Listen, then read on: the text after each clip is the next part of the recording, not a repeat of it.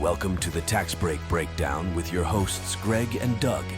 Sit back and relax while they review current and upcoming childcare tax credit programs employers can take advantage of. Now, on to the show. Okay, everybody.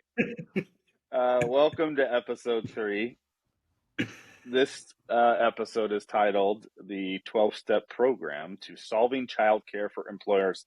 I think we have a great episode for you. It's going to, it's kind of related to, the 12 days, the holiday theme happening. So we figured, the 12 steps here.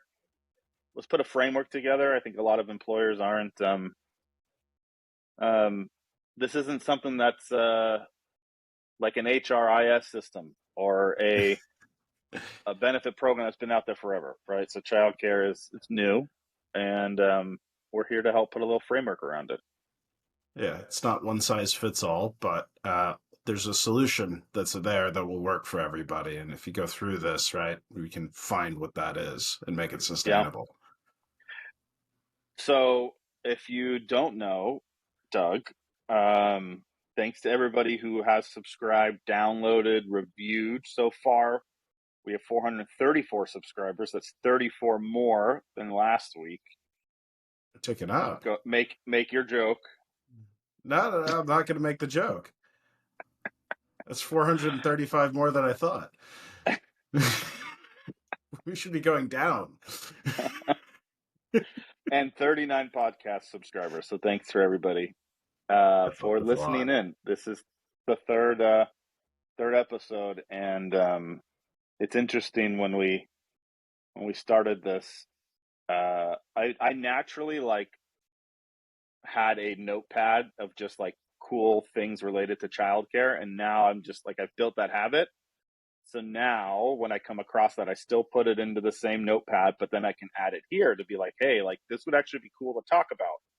And then you and I love to talk, so we just turn on record and start talking about it. And I hope that this is definitely going to be valuable for people that are listening, especially the next segment here, which is the grug fact of the day.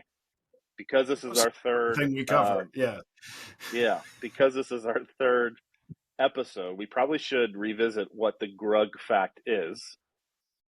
Doug, do you want to describe what the grug fact is? Yeah, there's an incredible amount of synergy between our lives that we did not realize until we were walking almost hand in hand in matching shirts down a very beautiful lit evening in Palm Springs. And then we found out we had the same birthdays, exactly, same year, everything. And then it all just kind of started coming out that there was a lot of synergy. Yeah. And we found another one today. We found another one today. If you're watching on YouTube, I'll just point. We're not going to talk about it, but if you're watching on YouTube, it's right above me of what the new thing is. But what is our grug fact this episode? This was one of the most fascinating ones. Was we each currently have 2 children, and they are yours are girls, mine are boys, but the age difference is unique in that it's about a 10-year age difference. Mine's my older boy's about to turn 13 this coming year, and my younger one's going to be turning 3. And you have, right? Basically 2 girls, the same age 13 split. And 2. Yeah. Yeah. And so, wild, not something I don't think I had encountered anybody else with that exact split before. Obviously it happens, right? I know. But it is a crazy one. It was, obviously as parents, something that we bonded over and with a lot of the same challenges in managing 2 very distinct needs in childhood development and adolescent development. So that's our grug fact of the week. Yeah. Let's have some round of applause. Next segment here, let's shift into 2024. It's interesting, here. Obviously every year this time comes around the holidays that everybody's preparing, which this last year was, I didn't really set main goals, but one of them was obviously to read more. And there was a book next to me. It was called When, which is the idea that like it's not necessarily, it also included is when you make a decision to do something. Mhm. And that can really impact the success of what you're going to do. And so a lot of people decide to do things at the beginning of the year. And so that means trailing up to that, you're thinking about what's going to happen next year. So for me, really, it's a more philosophical thing I'm going to focus on next year, but I think it's foundational to a lot of things. And it's this idea of focusing on discipline and self-control. Trying to master that, I think, will help with a lot of other areas throughout my life. Doug, what's going on through your mind for next year? Yeah, I look at this was a really, really busy year, and just between, kids and work and everything else, I think it's really easy to, and even in post-COVID times, right? I remember like going weeks without leaving the house and working remotely. It's really easy to get in the habit of just not doing things. And I think through this Yeah. holiday season, like we did more, right? We had some things that we scheduled with family, like went out and did things, and it was really fun. And it was great, like with the boys. And so, like, I noticed, like, looking back over the last couple of years, especially since Rain was born, like, it's harder to do things, and it's easier to talk yourself out of things and go, like, I don't know if that's really worth the effort with the toddler. Mm-hmm. And so I think, looking towards this year is like, to try to just do more things, especially as a family, and enjoy those. Say yes to things, outside of work, put some of that stuff aside, and get Yep. back to the core of like what's most important. And so I think that's really, as I look to 24, there's a lot of things like I need to do for me, but like that's something that like we need to do for family and just enjoy Yeah. the time that we have together. Yes. I think it's like I see a lot of people also, and maybe this is like a common thing everybody says every year, but it feels a little bit different, maybe more because I personally see now how important it is. As you grow up, you're like, family can wait. Um, it's a lesson that I think I've learned, and that it's just not true. You hear everybody say how important it is, and one of those things, and that's why I think discipline can, for me personally, can help make other things just more focused. And it's hard though. Discipline is definitely really, really hard. It's a process, right? Yeah, it's a journey for sure. It's little things at a time, and but it feeds in because you need to not be chasing everything else around, and being able to have that spare focus to put on things, or and having it be a priority. And I think that's Yeah, that's one of the hardest things, right? Is just it's very easy for the day to go by and you're like, I just ready to go to bed. Like, how do you fight that sometimes, man? It's hard. yeah, I agree. Well, you fight it sometimes through support, Yeah. through support of some key people in your life, which is good. It's good to have that.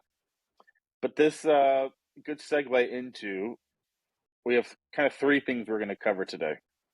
Yeah. Um, maybe I'll talk about them quickly, and then we'll dig in. We're going to talk about three things today. The first is obviously next year. So businesses are closing out books, or those that are closing for their fiscal.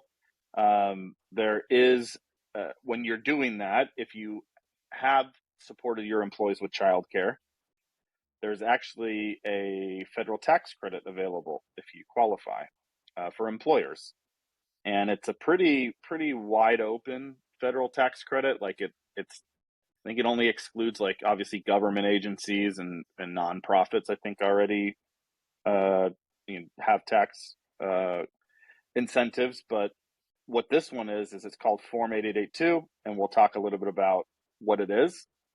Then we're going to talk about Colorado. There's an employer-based childcare facility grant program for employers in Colorado.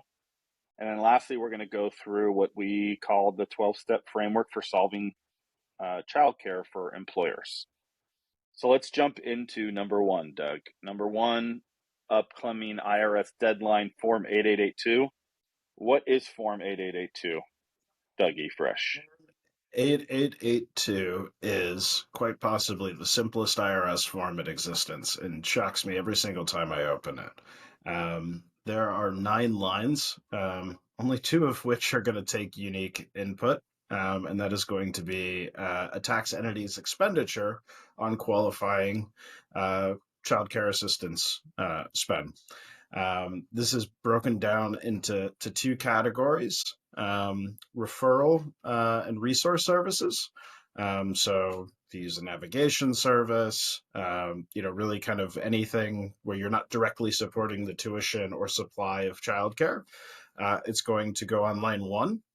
Or sorry, no, that's going to go on line 3. If you're directly supporting tuition, right, or expenditure, like actually helping, dog showed up, support the construction of childcare supply. That's going to go on line 1. It's a percentage of each. You add them up, and that is your tax break. It caps off. So if you're supporting tuition, right, helping to increase supply, 25% of that is eligible for a tax credit. And if you're just doing a referral and resource services type program, 10% of those services are eligible, and that's up to $150,000 per tax entity. So if you have multiple locations, different entities, like one criteria, Greg mentioned it, you have to have taxes that you need to pay to have this be part of the equation. But it's not insignificant, and it's a very easy thing to apply for. Yeah. I mean, I think this one, almost out of all the companies that I speak to, like none of them actually know about this. And it's one of those things that free money exists. So up to $150,000 a year. And this even says estates and trusts, partnerships, S corps, and then there's obviously going to be like C corps. But the interesting thing, right, like Doug said, 25%. So this is if you pay for like a facility to be built or tuition. Yep. And so if it caps out at 150,000, that means if you put in $600,000, you're going to be able to claim that $150,000 back. So for every $100 you give employees, it's like you're giving them 75, but they're getting $100 in value. Like this money is there. Please go find it and use it. For those that are watching on YouTube, I actually have the form pulled up right now. If you're listening to the podcast, we'll put a link to the YouTube video so you can check this out, or just Google Form 8882, credit for employer provided childcare facilities and services. It talks like the purpose of the form, how to figure out the credit, and like Doug said, it is literally, there's 9 lines, and majority of them like just calculate from the previous line. So there's like a couple inputs that you have to do. I think it's like 2 inputs, and then the rest will calculate. Yeah, lines 1 and 3 are inputs. Everything else, the instructions are on the form. It's broad, right? When we look at these things, like we want things to be simple. We want it to be broad to cover a wide range of childcare expenses because it's a complicated problem with a wide range of solutions. And this ticks all the boxes. Big fan. And then the qualified childcare resource and referral expenditure. So you get 10%. And like Doug said, a childcare navigation program, providing access to a membership service, like those things count. But you get 10% up to 150, and both of them combined, both the 25% and 10% combined, can't be more than 150,000. So the money is out there. Go and grab it. What's up next? We got Colorado. So I think the first episode we had was Indiana, right? Indiana was interesting. It was where the application already passed December 15th. But the purpose of really this podcast is to make people aware of these opportunities that are out there. And like I mentioned earlier, I just naturally, when I see these things, I just put them in a notebook and I'm like, somebody is going to be able to benefit. So for this one, it's specific to Colorado employers. And this one's very, very interesting because I think they've taken an approach that I'm seeing more and more of. But it's this idea that they've partnered with experts in the area, and they help companies go through like a program. Because if you really want to solve this, like there's so many things that you have to think about. And I think one of the things, and I want to pop open my screen. So again, for those that are watching on YouTube, here's one of the things. Here's one of their flyers, but it's the Colorado Department of Early Childhood. And then they've partnered with Epic, executives partnering to invest in children. And they call this like the design lab. And so this idea that you as the employer, you're going to nominate someone to actually join this program, someone or people, and they're going to help you walk through everything from like financial modeling, like what does it even look like how do you build out this business case. There's other things that they're going to talk through, so technical support on the project. They're going to introduce you to community members. There's a quote that they have on this on the flyer. It says, "We came to the design lab with a vision and nothing else. We had no idea where to start with our planning. The design lab helped educate us in every step of the way. It sets up entities for success if you want to see your vision come through." So like your vision could be, we want to provide our families that live here in Colorado with a childcare solution. But like there's so many questions you got to ask yourself. And the last episode that we did was around, what are the 4 questions you have to ask yourself? And then when you're really ready to solve this, and one of the questions is like, who do you keep front and center? You then have to look at the 5 areas, which is affordability, proximity, availability, accessibility, and quality. And so the design lab, from what I'm reading and seeing, is that it's going to take you basically through all of that. Like they have their own framework. We have our framework that's very, very similar. The Bipartisan Policy Center has their own framework, and all of them are very, very similar. But this idea that it's hard to solve this on your own, and you're going to be given tools and like a framework to actually solve this. That this one is different than other applications that I see because they have this design lab component.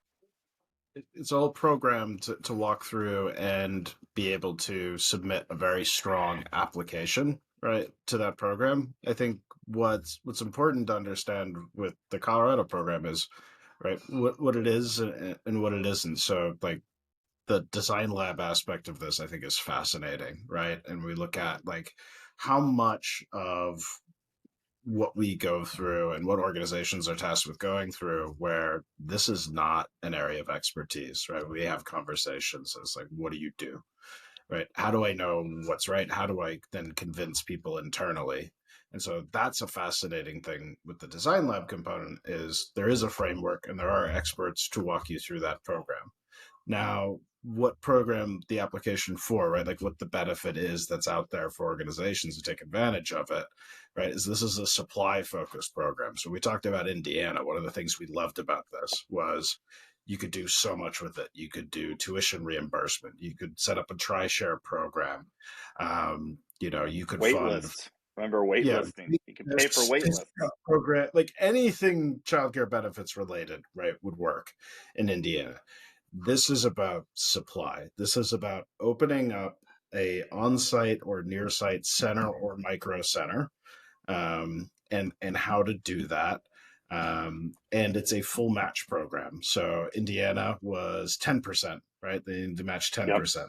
This is a full match program. So if you're looking for $500,000 in funding, you need to be able to commit that as an organization. So it's a higher lift. Right, it's a bigger sell internally, but that's like so. Normally, when we look at these, we'd go like, "That's kind of a tough sell." The interesting thing here is that there's an entire program and almost like guidance to take people through this, and that I think is like the really interesting part of it. That to me, something I wouldn't be as interested in normally because of that lift. I go, okay, like there's something to it. Yeah. Well, think about this. The stacking. We just talked about the form 8882. So let's say an example here. You're applying for 500,000 in funding from this program. So if you put in 500,000 and you qualify for the form 8882, you're basically going to take, let's say if you put 500,000 in, you're going to take 125,000 as a tax credit off. So you're really only putting in $375,000. You'll get $125,000 in tax credit, and then you'll get the $500,000 match. Mm-hmm. So you're basically getting $1 million for $375,000 investment. That is like, that's insane. What is that? That's 65%. And the You're paying guidance and 35%. expertise, right? That's Yeah, around right. this, Totally. right? Like, Yeah. and so that's like you start layering these things on, it really starts to make a difference. And we Yeah. know that, especially in Colorado, right? From we've had our own conversations, right? But across the country, like there's areas where like at some point supply needs to be addressed, right? Yeah. So it's definitely, I admire the approach, but also the commitment to supporting this with like an actual program, right? That walks Yeah. people through it, the nuances and challenges with it to make the credit effective. Because we've seen programs come up in states and nobody uses them because you look at it and you go, that's too much, Yeah. right? And I mean, like it's just yeah. too much to even like wrap your head around. So being able to have this available as a resource, I think, is really special. Yeah. So this one, just so everybody knows, there are some dates that are coming up. Mm-hmm. We're going to do a couple. So some dates already have passed. So November 1st, basically the application opened. The 16th, they had a webinar. December 6th, 2023, there was another webinar for prospective applicants. December 15th, that's the early action application due. January 9th, though, is the Design Lab 3.0 applications due by 5 p.m. Mountain. And then the program starts February 2024 to May 2024. I looked at the application process, and I believe it's only 5 pages. So again, thinking Not super about heavy. not super heavy. Some of the questions: what's the name of the lead employer interested in this program? They do ask some questions such as, like, what's the question 8 is, which, if any, of the following preferences from Senate Bill 236, which is the funding program, funding legislation, does this project intend to meet? So some are: serve a high percentage of employees with wages below the area's median income, plans to meet the level 4 standard of Colorado Shines quality rating improvement system, commitment to and business plan for a well-compensated childcare staff. There's like 8 different things that you're going to basically fill out as to why you're asking for these funds. It asks the why of the project, like what is the value to your employees, what are the value to your employers. Some financial modeling. It asks for decision maker buy-in support. It asks for question 16: how many children do you estimate will be served by the program? So there is a little bit that you'll have to think about, but it looks like there's a total of 30 questions. And like Doug and I have already said, we're happy to help anybody that has any questions about this. But the due date is, I believe I mentioned, January 9th, 2024. So you have about 2 weeks from now until then to answer 30 questions. But again, the free money's out there, and it's not just the money; it is the program that you're going to be involved with, which I think that is that's priceless. Yeah, and I think when you look at like the questions in the application, right? Like it it's a lot of it's around like what do you want to do, right? I mean, knowing this is supply focused, right? Creating, acquiring, space in a current facility, starting something new up, getting creative with hubs, micro centers, a lot of these things. There's a lot of questions in here. It's interesting is like why, right? Like what's the impact, right? And I think Yeah, it's a perfect lead in, right, to what we're going to talk about, which is a framework, right? Like how do we actually walk through this? As somebody, you're in an organization and this is a problem, and how do we actually take the organization through that process of figuring out why and what to do, why to do it, right? What the impact will be, and how do we look honestly at what outcomes, are we looking for from a program? yeah. So cue you up perfectly there from that application, and let's talk about it. Let's hop into topic number 3, which is The 12-step framework here for solving childcare for good. I'm going to go through the steps just at a high level, what we're calling them, and then we're going to dig into each one of them. So the first one is admitting the need. The second is belief in a solution. The third is decision to act. Step 4 is your self-assessment. Step 5, acknowledging shortcomings. Number 6, your readiness for change. 7, seeking insight and knowledge. Number 8, making and executing a plan. Number 9, direct address of issues. Number 10, continued evaluation and improvement. Number 11, empowering others. And number 12, your ongoing commitment. So each of these 12 steps, we're going to talk about what we think they are and what they mean, and a way for you as an employer to start thinking about them, with number 1 being admitting the need. And I think this admitting the need is interesting, because the way that I look about it is, there anybody in the organization. I've talked to people who just became moms and just returned to the workforce, and came from maybe a European country where this isn't a problem, as big of a problem there, and they're reaching out, going like, how can I get this done? All the way up to CHROs that are like, how can I get this done? And it's hard because those are obviously, our first conversation is usually only with one person or two people. Sometimes it's on your benefit teams, but the benefit teams are there to support the entire organization. So it's usually coming from somewhere, which usually I see it coming from, at least for the companies we talk to, is in operations, supply chain, areas where there's a need for somebody to be on site. And that's why I think there's a lot of organizations like hospitals and manufacturing, retail, hospitality that see this challenge. But I think admitting it is that first step, and having a conversation about how it actually impacts workers.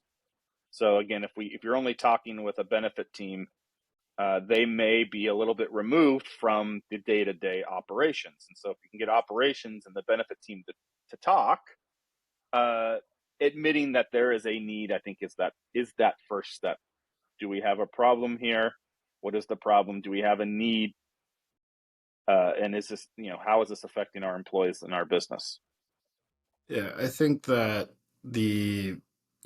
this is the hardest part is a lot of times when we start conversations, right, the evidence is anecdotal, right? Things have filtered up, right? Here's a story, right? We're hearing that people are missing shifts because of this, right?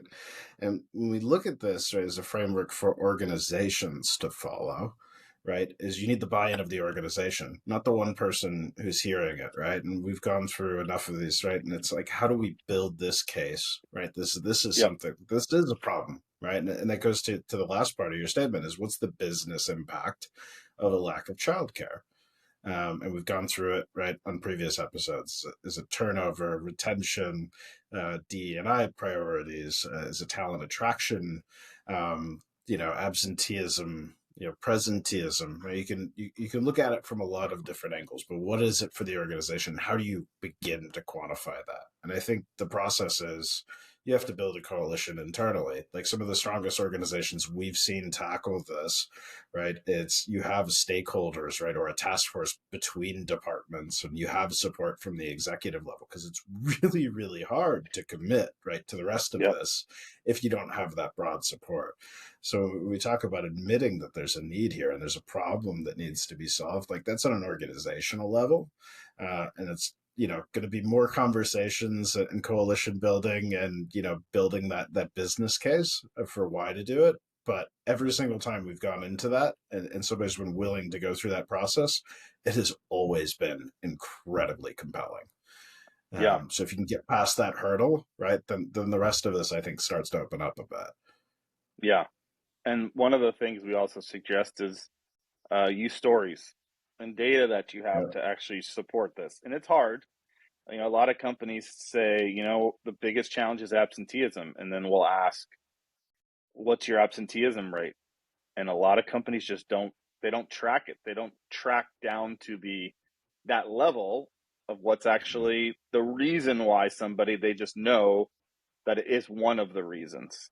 And so when you're, talking internally, if you are not able to get down to like the actual metrics, then the next is you can use stories, and stories should come across the organization, as many as you can get, from frontline workers, even managers that are impacted, directors, and then VPs that are impacted. Like, stories really do help. If you can have stories and data, great. But these are ways that you can start admitting the need, that we have a problem and here's where it exists. And that then morphs into this idea of belief that a solution exists. It's a hard problem to solve. And I think one of the ways that we recommend is go look at what other companies have done. It's kind of why we're doing this podcast, is because there are companies that have done this. And they, just like many that are probably listening, like, they didn't know where to even start. Go look up. We talked in our first or second episode about Tyson Foods and how they're starting to approach this. Go look up, the Tyson Foods Childcare webinar, and you can start seeing some examples that they've done. But even search Google for companies that have solved childcare. What have they done? But it has been done. It's been done for a while. There is a solution out there. Yeah, there's, you can always go, look in your local SHRM chapter, right? Or whatever your network is on that side, right? You can find things even with your own network. And maybe not even, right? There's a lot of different solutions out there, right? So there's a limited amount of organizations who maybe have, like, we feel like truly solved this, right? But Yeah. there's a lot of experience with people, if nothing else, at least running into the wall over and over again, putting things in place, which is what we're trying to prevent, right? Pick the right Yeah. solution for the organization, for the geography, for supply, affordability, all of these things. But there's a lot out there, and there is a solution. We've been doing this long enough to know, like, hey, we've not encountered something where you go, hey, this will make a measurable impact over time, right? But you have to approach it, right, with an open mind and belief that you can make an impact and that it's worth it. Yep. And I think one of the things I've helped kind of reframe a lot of employers is to think of it as an investment versus just like a benefit that's nice to have, because there is a true investment. And in order to really prove out the investment, really during this stage, is you can help build out a business case. And a business case is gonna, a lot of companies use business cases. Some of them have like project cases. Some of them have a way to bring up new projects or a format. If you don't have a format, I have a format. But it's this idea of looking at childcare, looking at the data and the stories, and framing it in a way that it's an investment. And I think a business case is a great way to start with that. A very like strong narrative based, pull the heartstrings. This is an emotional topic for many. This is foundational to a lot of employees' lives. Like, you have to be able to talk about that. A lot of executives make decisions. There's logic and emotion, and it's part of it. And so building that business case to really view childcare as an investment for the company, we've seen get farther than just saying, hey, we should have a childcare benefit. That business case is foundational to number 3, which is a decision to act. If you're listening to this and you're just one person on the benefit team, like, yeah, there's other people you're going to have to pull in. We're only just 2 people here, 3 people here. There are going to, just like anything, you're going to need to persuade. And I think, for a lot of companies that I've spoken to, there tends to be a personal like connection to getting this done. Whether it's like, I want to make a stamp on the company. Like we talk to people left and right that also, they don't have kids, but they know and they've seen their friends and their family struggle, and they want to be a strong ally. They want to be a strong advocate. And then a lot of people do have kids and they wish they would have had something like this.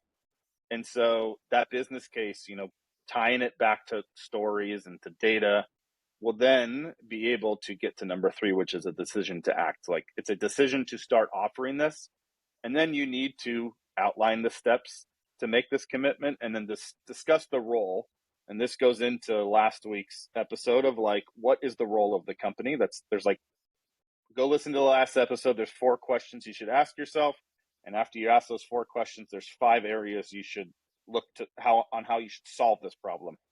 But really, one of the first steps is, what is our role as a company, and how do we want to be involved in this, and how are we as a company, not only for our employees but also for the community, because you have to think of it that your employees are going to use caregivers.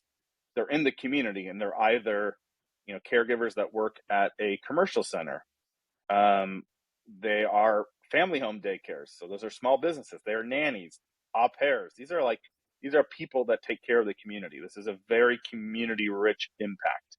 And so step 3 is the decision to act. And I think when we talk about outlining the steps, right, you don't have to know everything at this point, right? But what you do have to know is, what do you need to accomplish to get something in action, right? The framework as we go through this is going to take us and help us drill down into what is the specific solution. But like we talked about, needing to build a coalition and get that organizational support, you need to know who those players are, what processes are needed, and how you're going to galvanize, right, that group to really adopt what really is kind of, we talk about as an investment, right? As a visionary out, right? When you solve something like this, right, it's a visionary outcome where it's making an impact, not just in the organization, but like you said, on the community itself, right? And what role does the organization want to play in that? Yeah. I mean, you talk to especially a lot of companies, again, that have a lot of frontline workers that don't have the luxury of being at home. Like, labor is the most important for them. Yep. And that means childcare is so foundational. And that means that the caregivers are in the community. So like, there is a strong community impact. And this leads into number 4, which is the self-assessment. And this is really where I think those 4 questions that we had prepared for on last episode, those are great areas to start, like bringing the group together and asking, like, what do we want our role to be? Who are we actually keeping front and center? What are the metrics that we're trying to like actually impact? Those are some strong questions, and you can't do it alone. You're going to need to get your team together to answer these. And it maybe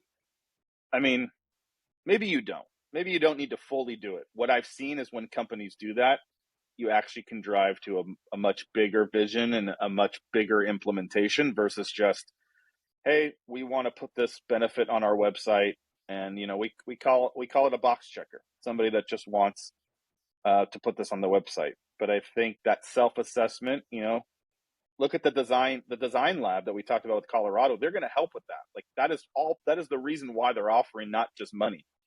You have to be able to do this self-assessment. You have to be able to know where we're at, who are we actually trying to help, and that is going to support then what your solution is. Well, and one of the things with this is also looking at what you have in place today, right? If you're here, right, it's not working, right, or it's not achieving the outcome that you want it to have, right? So maybe you are helping fund, a DCAP, right, or you have that available at least for employees. The EAP, everybody has an EAP. Everybody's EAP, right? You may have something, but if you're still going through this process, which many will be, right? Most would be, right? They're going to look at it and go, okay, why isn't this working, right? It's not because there isn't a need, right? We've had these conversations like, wow, we've had this and people aren't using it, so there's obviously not a need. If they're talking to us in the first place, there's a need, right? It's surfaced like to a certain extent. And so like, it hasn't worked, but that's because a lot of times, right, it's been, approached as, a different benefit, like a nice to have, this box check thing, right? And there's no magic bullet solution to it, right? It's unique to each organization. There's nuances to geographical areas, density, supply, cost. right? And all those things, and looking at what we've done, right, up to this point and why it hasn't worked, right, or where are key areas for improvement, right? And it can help shorten that time to impact when we get something in place. Yeah. I mean, that goes straight into number 5, which is acknowledging shortcomings. So recognizing where your current support is not enough. And we've talked about a couple. So EAPs, they tend to Mm-hmm. be very, very wide and very shallow. So employee calls in, if they can find the number, which, I think a lot of employees struggle with it. And that's not to say that there isn't communication happening. I know how hard benefit teams work. Mm-hmm. In some cases, they can only make do with what they have, right? So it's like they can't text because legal says you can't text. They have an intranet on SharePoint that they can put up one page where it requires somebody to VPN in to view the page, right? Like they are Mm-hmm. working so hard to try to get this message out. So if an employee is able to even find the EAP number, they call in. And typically what we've seen is that EAP provider is looking up a zip code report and saying, hey, there's 10 around you and here's a phone number, right? That is very, very wide, very, very shallow. And so you have to question that. Look at the data around that. Even if you have a current program, I can't tell you how many times we talk to employers that have a current program that does go wide and shallow, meaning they say, we can help with housekeeping, we can help with nannies, we can help with elder care, we can help with all types of care. And what you find is that, first of all, the utilization is really, really low and for the whole program.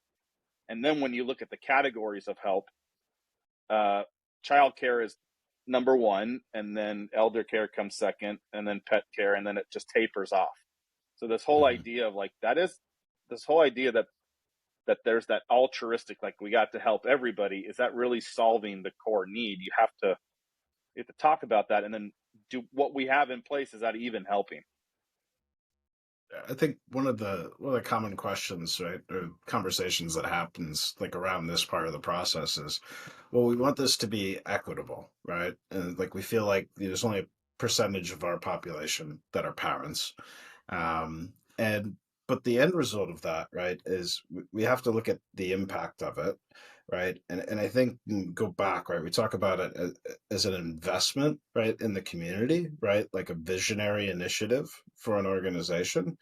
It's a deep problem to solve, and the risk you run, right, is going wide and shallow, Mm-hmm. and we don't actually solve anything, right? And we've seen it, right? Programs with very low utilization or utilization only by those like, towards more of the top of salary bands, right? Outside of the populations we talk about, like need the support more than anybody else, right? And that is, we have to be honest with that. Like it may not be something where you can solve childcare, elder care, pet care, housekeeping needs. I mean, we've seen some Yeah. wild stuff kind of thrown into that you're like, I mean, it's Yep. nice, but I'm not sure it's really applicable to what we're trying to solve, right? And this is like we have to be hyper focused on solving this thing, because if we don't solve this thing, right, the rest of it's not going to matter. Yep. And that folds into number 6, readiness for change. So this is every company is different to make change, right? And I think with the right company or even program, so I'll shout back out to the design lab, like they help with this stuff too, right? So they are going to help. Like if you did already steps 1 through 5, now all of that preparation is going to help when you're ready to make the change, because you've already done all the work on acknowledging, on doing the self-assessment, on deciding that this is a problem, believing it's a problem, admitting we have the problem. And then once you've done 1 through 6, like ready for change, if you've included everybody up until now, like you are going to have better buy-in when you're ready to actually make this change. And then, I think things you can do as a department, obviously, is look towards other departments that led big company change and ask them, right? So what are things that you did when you launched Project XYZ that were really successful, that weren't successful? And a lot of employers, especially large employers, they have policies, they have processes and workflows and ways to implement new things at a company. This is a company-wide benefit that usually is communicated to everybody. But I think a lot of companies have different ways on how they make change, but you're going to be one step closer if you've done steps 1 through 5. Yeah, and I think like this is the internal getting ready, right? Like what do we need internally to be able to support this? And if we know, right, you talked about it, like what have we done in the past that's worked? What hasn't, right? What support do we need?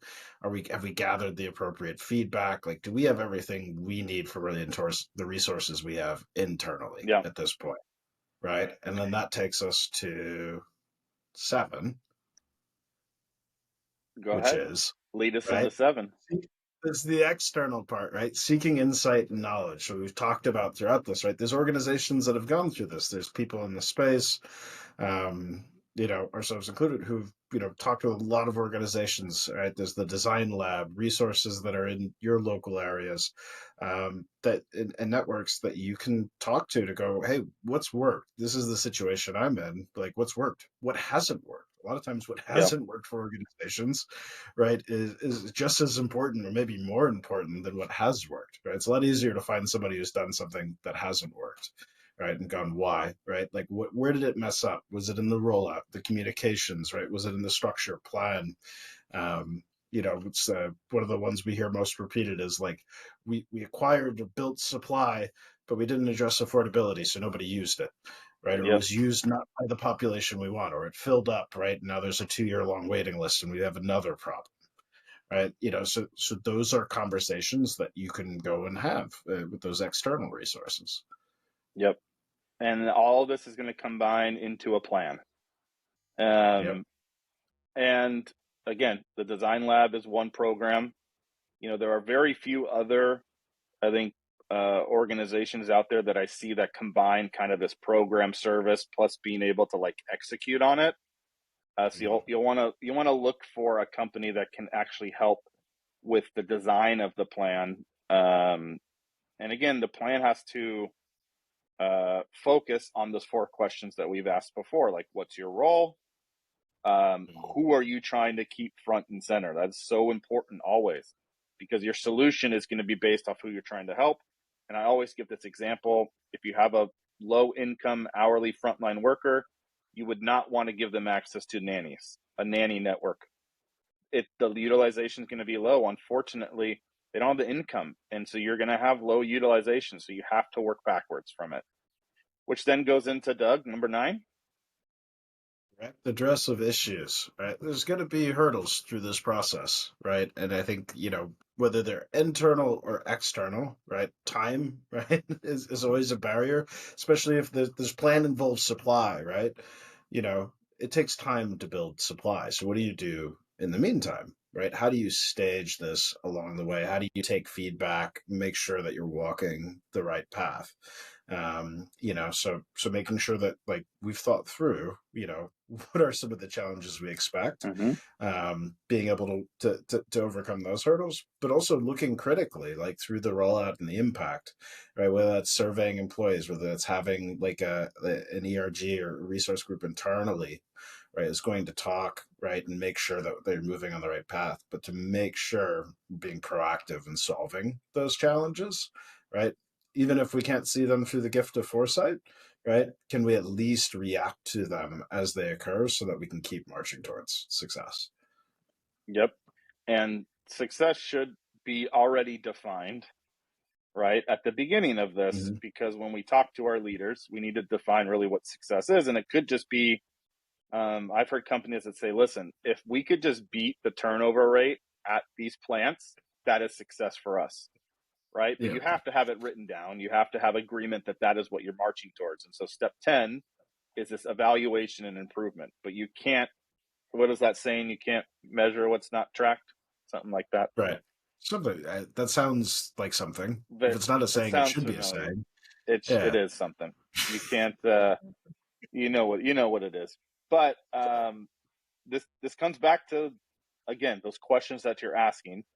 One of the top 4 is, what are like the metrics that we're looking to solve with this, whether it's absenteeism, whether it's turnover, talent acquisition. But then step 10 here is you have to then keep going back to that. And so we would recommend, if you're having a provider, when you're looking for solutions, ask them, how are they going to be able to measure the impact over time? You don't want to be changing your metrics. I mean, this is just on basic plan evolution. You can't be changing your metrics left and right. We're not even going to know how we're going to improve. And so early on in this plan, you're going to have a way to evaluate. You're going to discuss ways to regularly evaluate. You're going to collect feedback not only from your employees, but from your leadership, also from your data team. Because one of the things that we've seen is, child care benefit companies may have data. They should have data. It's like should be a first requirement that you ask what type of data. And I hope that you're asking for things beyond how many people are opting in. I've seen companies that measure things from opt-ins are great. The next is matching. After matching, then it's enrollment. Like, the people actually use options that were given to them. You need the whole gamut. I've seen a lot of care companies out there that just give you, oh, here's how many people opt in, and here's how many searches were done, and here's the type of care they were looking for. Like, very, very light on data. And so I definitely think that once you as an organization have the data that you want to capture and track, asking that vendor, can you report on this? And can you report on it consistently throughout the time that we work together? It comes down to impact, right? Is the program, we should always be seeking to increase the impact of the program, right? People utilizing a benefit program or a childcare program, right? Even if it's not provided by an outside, you just have an on-site facility, right? Like, people trying to use it is one thing. It's servicing them, right? And serving their needs is another. Do they have a good experience with it? But it comes back to what we did at the beginning, right? Is the metrics that are the impact, right, on the business, on the community, right, on the employees, tenure, retention, turnover, whatever it may be, right? That's how you want to measure things. Everything else leads to that, right? Yeah. And we know there's correlation. We know that when we move those numbers, right, that the business impact grows. Right. And so that's where the focus of a program could be, but we always need to be able to measure on that side. And if we're not, right, this becomes, something, I've had a lot of conversations on, bit of a different year financially. Like, is it a recession? Is it not a recession? Is there a recession coming? Whatever it is, we start to look internally towards voluntary programs, right? And if you can't measure the business impact of it, right, some of these things that really impact vulnerable parts of the employee population end up on the chopping block, right? And that's why it's so core and important that we do this in the forefront, and that we're partnered with organizations, right, to drive those numbers and showcase the impact of programs, not just like somebody logged in.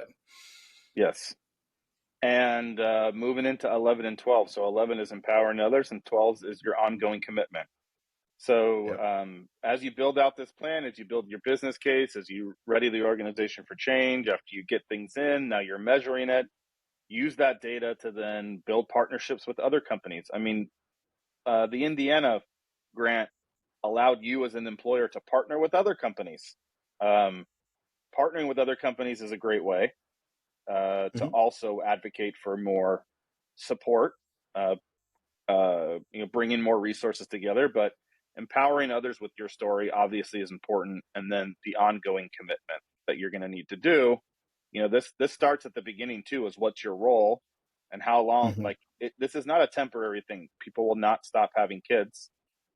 So that is a very fundamental question. This is one of those things that, like, when you implement it, it's not something you're going to take away. It's not something you're going to turn off. And this goes all the way down, to step 12 is that ongoing commitment.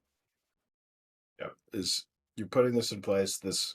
We said it before, right? There's no magic solution. There's no flick of a switch, right? A lot of times it's rolling something out, expanding, iterating, getting to the point of impact and community impact that you're looking for. And you have to keep that up. Right? What we've seen though, right, and why we go through this like early, is the impact, the return on investment for the organization is beyond compelling, and it's worthwhile to do. And like that's the important part of it. And so that ongoing, almost like forever commitment, I think if you start here and you go, right, and we read these backwards, you'd go, that sounds like a lot. Right? When you've gone through this whole process, that's a no-brainer because the numbers are compelling because we're measuring the impact of these programs, right? The business case is solid, it's playing out, and a lot of times it's even better, right, than organizations think it's going to be. Like it's outpaced what we've anticipated our impact's going to be. And I think when we talk about estimating that, I'm going to give one example, and like I mentioned, when you're writing out these business cases, you want to do it in a narrative fashion as well, but then also be backed by data. So one of the ways that we've calculated a potential turnover, like what is the turnover cost today in an organization? This was a large hospital system, 25,000 employees. So the way that we phrased this was, okay, we have 25,000 employees. We estimate that 35% have dependents under 12. So that's 8,750 employees.